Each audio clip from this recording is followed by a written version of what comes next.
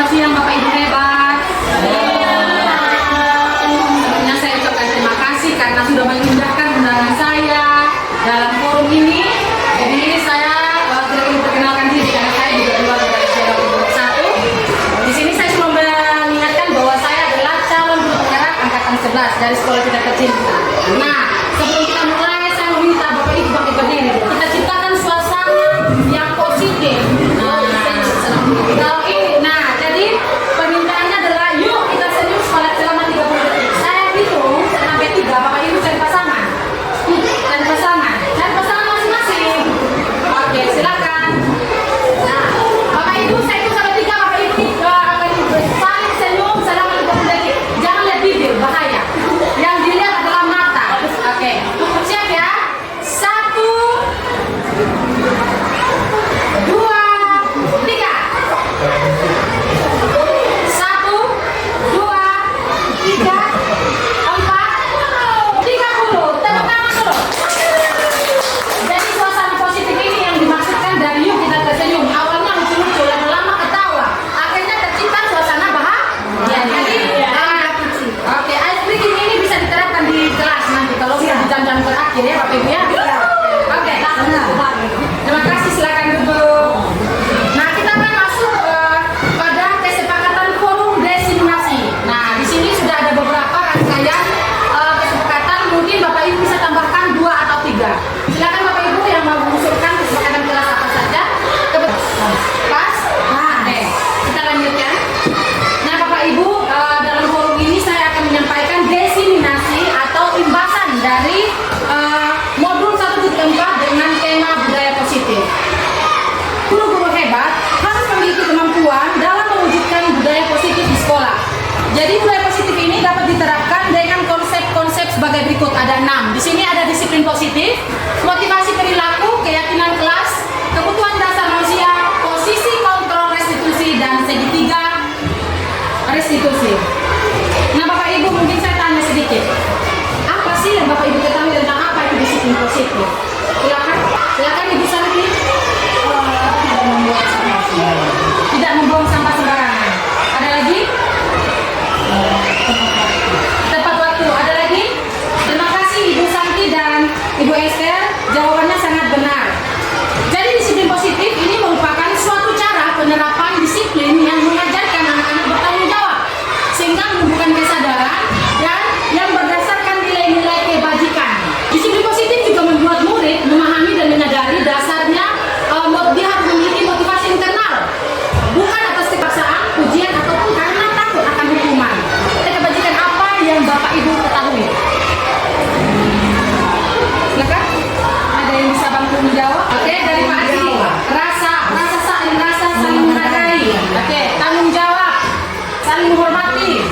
Semua jawaban Bapak Ibu luar biasa benar. Sudah jadi Bapak Ibu, kebajikan itu di kurikulum Merdeka pada saat ini sudah dirangkum menjadi 6 karakter yang terdapat dalam profil belajar Pancasila, yaitu ada bertakwa kepada Tuhan Yang Maha Esa, mandiri, berkebinekaan global, bergotong royong, kreatif, dan bernalar kritis. Motivasi apa sih Pak Adi dalam hidup Pak Adi ini?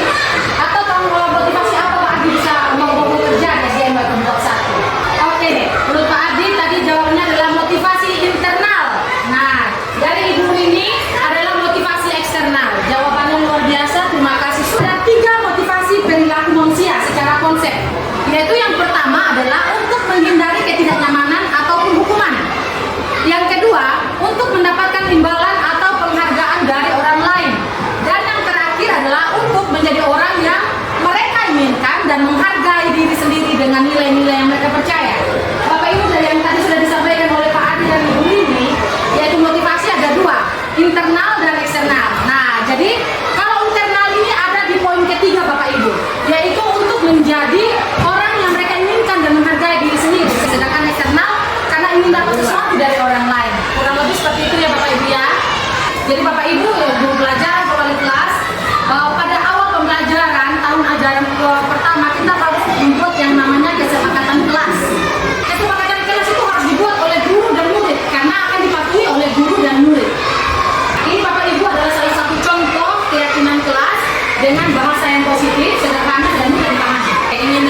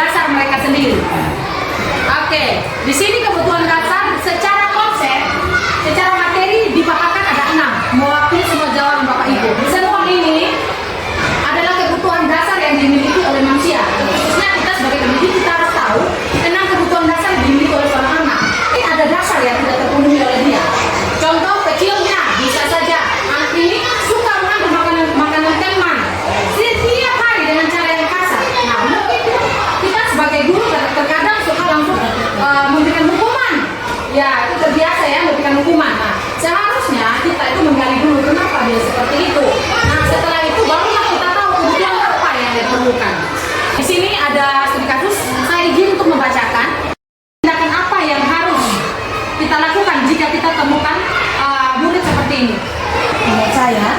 Misalnya tadi Tony, mungkin dia memiliki masalah ekonomi di rumah.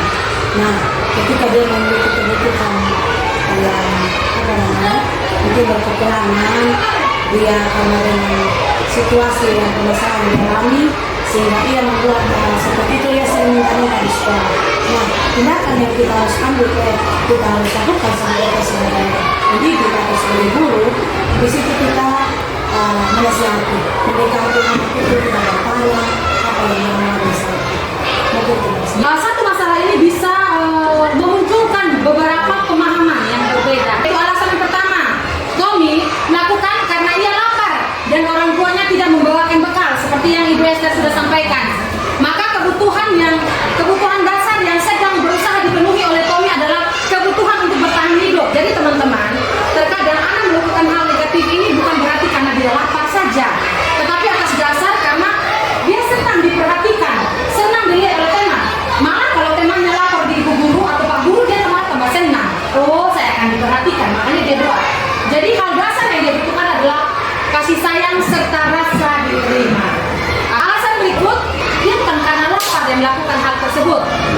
Dia melakukan hal tersebut karena ingin berkuasa atas temannya. Saya ambil begini, saya cek, apakah saya punya teman ini akan melawan saya atau diam? Kalau diam berarti saya hebat, saya memiliki kuasa atas dia. Kalau dia melawan berarti ya ampun bos, gitu ya. Tetapi pada kenyataannya dia bosan, dia ingin bebas, dia punya mama bagaimana, jangan makan mie nak, jangan. Nah, karena dia punya teman makan mie, makanya dia memiliki rasa kebutuhan. Atas dasar kebebasan dia kepingin makan mie, makanya caranya adalah dengan mengambil barang teman, walaupun dengan cara yang salah. Sebagai alasan yang terakhir, kadang-kadang bingung, sama kayak kita ya Bapak Ibu. Dia waktu ambil begini, kita gitu. Nah, ekspresi teman itu yang membuat dia senang. Jadi kebutuhan yang dia butuhkan adalah kesenangan. Dia makin lihat temannya ngambek, marah, itu lucu menurut dia. Bapak Ibu, di poin keempat tadi yang sudah saya sampaikan, kelima dan keenam adalah langkah bagaimana kita sebagai seorang guru menyikapi setiap masalah dan perilaku yang dilakukan oleh anak-anak murid. Materi yang kelima adalah posisi kontrol. Secara materi ada 5. Di antara kelima posisi kontrol selama ini, oke, kita merefleksikan diri. Kira-kira posisi apa yang kita lakukan selama ini terhadap anak-anak? Oke. Pada kenyataannya kita terkadang melakukan penyelesaian masalah sebagai pemhukum. Nah, perkataannya itu kurang lebih, kamu seharusnya sudah tahu. Ibu lelah sekali mengatakan, ibu stres dengan perilaku kamu yang setiap hari seperti ini. Nah, akhirnya anak timbul rasa bersalah. Aduh, gara-gara saya kok akhirnya ibu stres gitu. Iya tak Bapak Ibu? Betul sekali. Iya. Sekarang tolong ibu dulu, bantu ibu dulu. Ibu harus rajin belajar supaya teman-teman tidak ejek lagi. Nah, kurang lebih bagaimana kita menempatkan diri mereka sebagai teman, bukan lagi ibu dan murid atau bapak dan murid, tetapi kita menempatkan diri sebagai teman dari murid tersebut. Budi, ini hari kenapa kau punya pakaian yang warna berbeda? Kau tidak di hari-hari Kamis, harusnya pakai rompi. Nah, kurang lebih seperti itu. Kenapa dikatakan pemantau? Saat ibu melihat dia, ibu sedang memantau. Nah, contohnya Tommy tadi. Kita kalau sebagai manajer panggil dia. Kira-kira keyakinan kelas apa yang kakak sudah langgar? Kira-kira menyakiti atau tidak? Perbuatan itu menyakiti teman atau tidak? Nah, sekarang untuk menyelesaikan masalah seperti apa yang kakak inginkan? Kurang lebih seperti itu gambaran posisi kontrol sebagai manajer.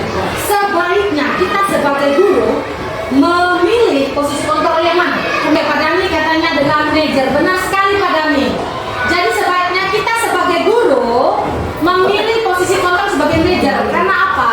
Kita mengajarkan anak mengetahui apa kesalahannya dan membina anak untuk mencari solusinya sendiri untuk menyelesaikan masalah tersebut. Nah Bapak Ibu, dalam penyelesaian masalah itu ada yang namanya segitiga restitusi. Menstabilkan identitas bukan berarti kita membenarkan perbuatannya, tetapi menggambarkan dia bahwa perbuatan dia mungkin diajukan oleh beberapa perasaan yang dia butuhkan. Segitiga restitusi yang kedua adalah validasi tindakan yang salah. Ya, kita tanya, pasti kau punya alasan. Kenapa yang kau bisa ambil teman punya makanan? Menanyakan keyakinan dilakukan dengan memberikan pertanyaan-pertanyaan bermakna. Contoh kecil kasus yang sudah kita lewati tadi adalah kira-kira dari perbuatan Tommy ini keyakinan kelas apa yang dilanggar. Sebelum itu ada yang mau bertanya? Jelas. Sudah jelas? Sangat jelas. Oke, baik. Terima Dan kasih. rinci. Oke, terima kasih.